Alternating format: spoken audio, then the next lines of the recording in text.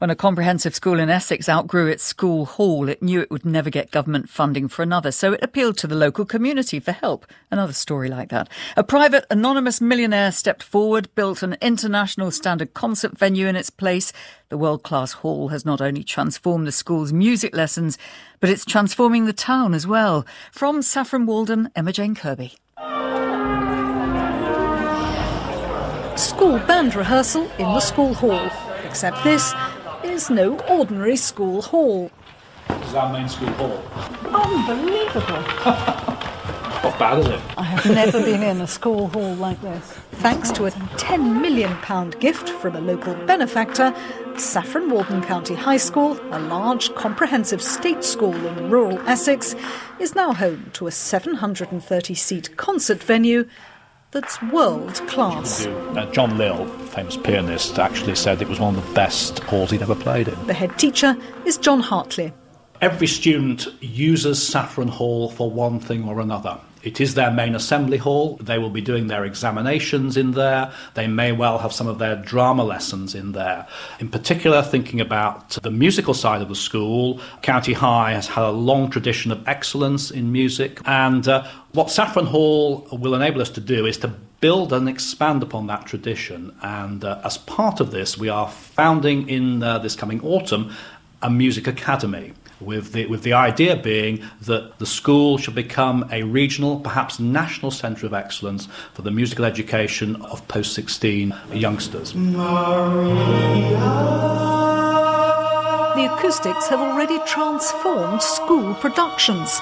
Most beautiful sound I ever heard. Last term's West Side Story took £10,000 at the box office, and the venue enthralled the student cast. It's like nothing I'd ever done before, to be honest. I mean, from my old school, which was a small little hall, to going to this, which is sort of professional standards, it's pretty spectacular. Not even just the acoustics, but the lighting and the size of the audience and everything. I think before we kind of had something that was mediocre, and obviously we tried to make it look good, but it couldn't really match up to the standards that we were trying to reach. It makes you feel good inside. And just the whole thing of it being so professional, I think lifts the confidence.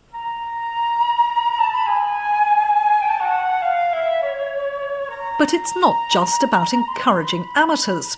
After school hours, the hall is transformed into a professional concert venue.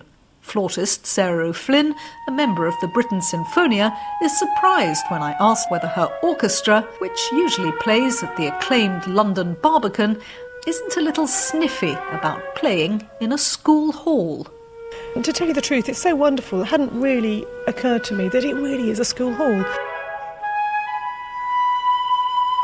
Playing just now is the first time I've played something solo here, and it feels absolutely great. Yeah, it feels spacious and yet intimate. I would hope that more people would think about coming here rather than making the journey to London. It's a little gem in this area.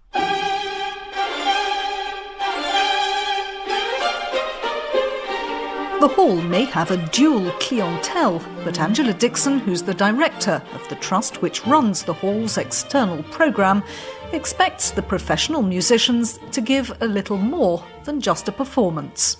Firstly, it's a wonderful experience for the musicians, but then, of course, it's wonderful for the school because they have this expertise actually on site in the building. And crucially, we make relationships with some of these artists and groups who come back again and again, and they can establish a proper relationship with them. I think what's really interesting about this hall and the way it's been set up is that it is a hall that encompasses the entire community. I have seen a number of families in the audience who come regularly with their teenage children or younger to regular grown-up concerts, and it's clearly a family community activity here to come to concerts, which is a wonderful thing. Other messages from me. Well done to all of you who put your names forward and auditioned for the lower school play. The school, which has been graded outstanding by Ofsted, has already noticed a heightened pupil interest in drama and music activities since the hall opened last November. But is head teacher John Hartley entirely comfortable with the idea that a school like his, which is supposed to be funded by the state, is now being buoyed up by gifts from private individuals? The reality is that facilities like this never have been and never will be funded by central government. What this is to pay for an additional facility which will enhance the overall education provision of the school, but also will be available for other schools in the area and, very importantly, for the local community. And it's very much our hope that this should stand as a model for other educational charities, other wealthy individuals, to consider what they might be able to do to support their local state school and to enhance the facilities in such a school as we've benefited from here.